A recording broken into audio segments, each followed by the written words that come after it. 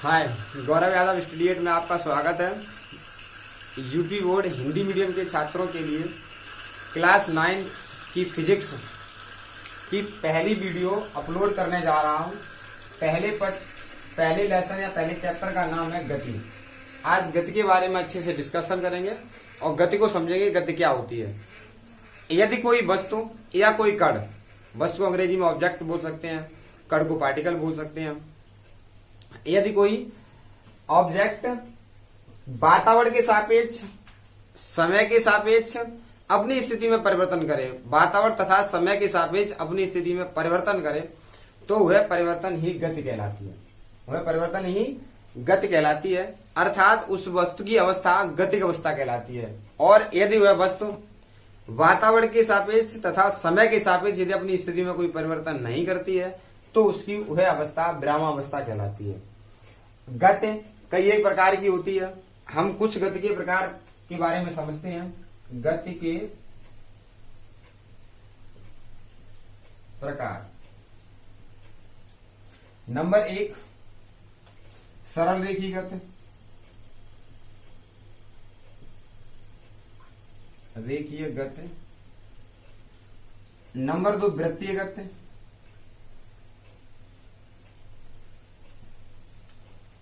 Number 3 घूर्णन गति। सरल रेखीय गति क्या होती है? यदि कोई वस्तु एक सरल रेखीय पथ पर गति कर रही है, यदि कोई वस्तु एक सरल रेखीय पथ पर गति कर रही है, तो उसकी यह गति सरल रेखीय गति कहलाती है।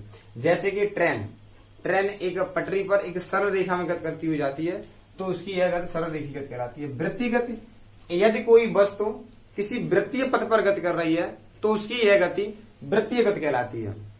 घूर्णन गति, यदि कोई वस्तु अपने अक्ष के अनुदिश या अक्ष पर ही गति करती है, तो उसकी यह गति घूर्णन गति कहलाती है। वृत्तीय गति में पृथ्वी सूर्य के चारों तरफ गति करती है, वह गति वृत्तीय गति कहलाती है। चंद्रमा पृथ्वी के चारों तरफ गति करता है, उसकी यह गति वृत्तीय गति कहलाती है। घूर्णन गति, लट्टू तुमने देखा होगा, वो नाचता है, फरकतनी जो हाथ से घुमाते वो भी नाचती है, यह गति घूर्णन गति कहलाती है। उसके बाद और दूसरी, पृथ्वी अपने अक्ष के अनुदिश भी घूमती है, पक्ष पर ही घूमती है, जिसके कारण दिन और रात होती है, वह भी एक प्रकार की घूर्णन गति करती है। इसके बाद हम एक नेक्स्ट कॉन्सेप्ट पर बात करेंगे, भौतिक राशियां क्या होती हैं। भौतिक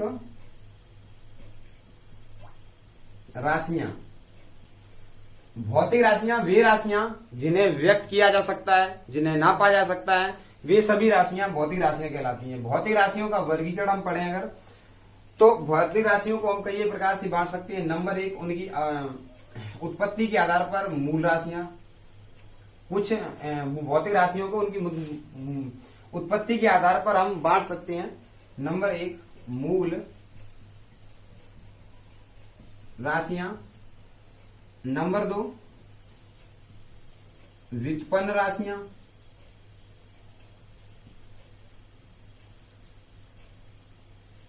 नंबर 3 पूरक राशियां।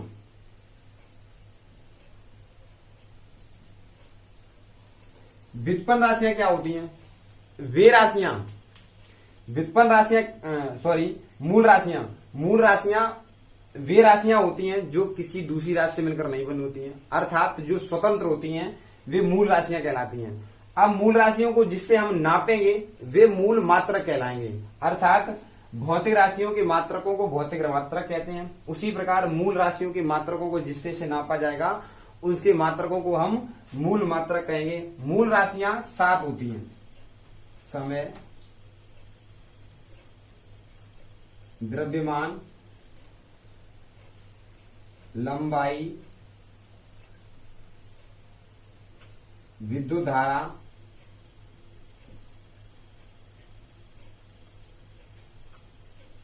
ताप, ज्योत तीव्रता,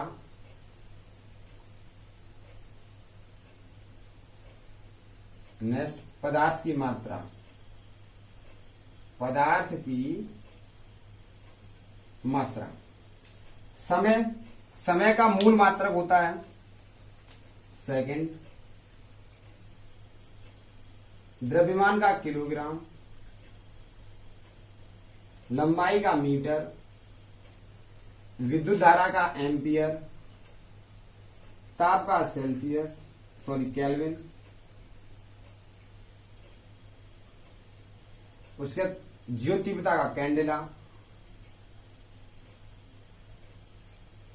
पदार्थ की मात्रा का मोल। मूल राशियां 7 होती हैं। नंबर 1 समय, नंबर 2 द्रव्यमान, नंबर 3 लंबाई, नंबर 4 विद्युत धारा, नंबर 5 ताप, नंबर 6 ज्योतितीव्रता, नंबर 7 पदार्थ की मात्रा। इनके मूल मात्रक होते हैं समय का मात्रक सेकंड, द्रव्यमान का मात्रक किलोग्राम, लंबाई का मात्रक मीटर, विद्युत धारा का मात्रक एम्पियर, ताप का मात्रक केल्विन, ज्योतितीव्रता का मात्रक कैंडेला और पदार्थ की मात्रा का मात्रक मोल होता है। इसके बाद व्युत्पन्न राशियां किसे कहते हैं? व्युत्पन्न राशियां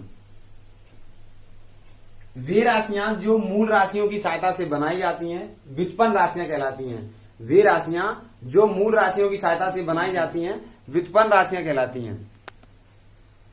वे राशियां जो मूल राशियों की सहायता से बनाई जाती हैं, वे व्युत्पन्न राशियां कहलाती हैं। और व्युत्पन्न राशियों के मात्रकों को व्युत्पन्न मात्रक कहते हैं। वे व्युत्पन्न मात्रक भी मूल मात्रकों से बनाई जाती हैं। जैसे कुछ राशियां मैं लिखूं, क्षेत्रफल,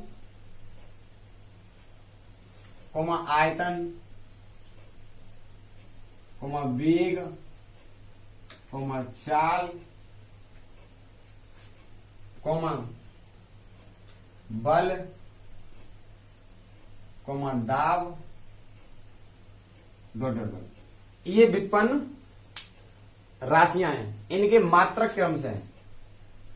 इनके मात्रक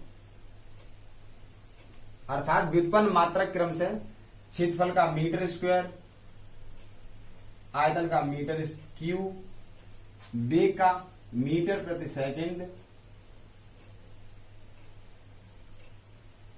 और चाल का भी मीटर प्रति सेकंड, बल का किलोग्राम,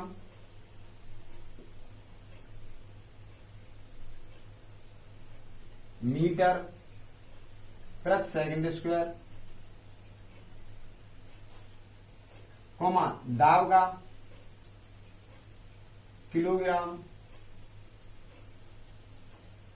प्रति मीटर सेकंड स्क्वायर। ये व्युत्पन्न राशियां और व्युत्पन्न मात्रक हैं। उसके बाद पूरक राशियां। पूरक राशियां वे राशियां जो न तो मूल राशियां होती हैं और ना ही व्युत्पन्न राशियां, वे पूरक राशियां कहलाती हैं और इनके मात्रक पूरक मात्रक कहलाते हैं। ऐसी 2 राशियां हैं, कोण, घन कोण। इसका मात्रक रेडियन और इसका मात्रक स्टेरेडियन है। उसके बाद हम कुछ राशियों भौतिक राशियों को दूसरे प्रकार से भी बांट सकते हैं। एक तो सदिश राशियों,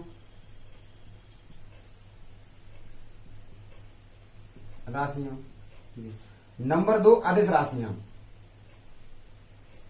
अदिश राशियां। सदिश राशियां क्या होती हैं?